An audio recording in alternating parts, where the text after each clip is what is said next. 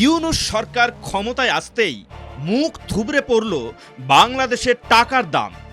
ভারতের ১০০ টাকা মানে বাংলাদেশের কত জানেন? মোহাম্মদ ইউনূসের অন্তর্বর্তী সরকারের আমলে বাংলাদেশের অর্থনীতি তলানিতে ঠেকেছে। ভারতের সঙ্গে বাংলাদেশের টাকার দামের ব্যবধান যেখানে দাঁড়িয়েছে তা শুনে চমকে উঠবেন। সেখানকার মুদ্রার মান ক্রমশ নিচে নামছে। বিক্ষোভের জেরে শেখ হাসিনা নির্বাচিত সরকারের পতনের পর থেকে পরিস্থিতি খুব খারাপ।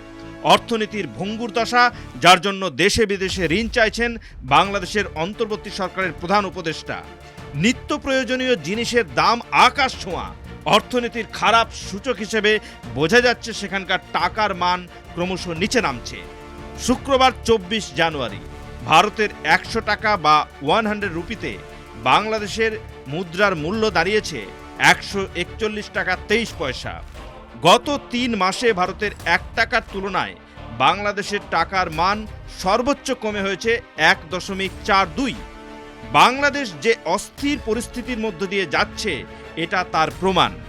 অর্থনীতি খারাপ হলে সেই সুযোগে সেখানে ঢোকার চেষ্টা করবে চীন।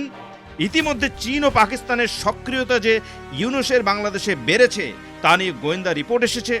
পাকিস্তানের গুপ্তচর সংস্থা আয়েশার টিম এই সপ্তাহেই বাংলাদেশ ঘুরে গিয়েছে বলে জানা গিয়েছে। KTV Shorts।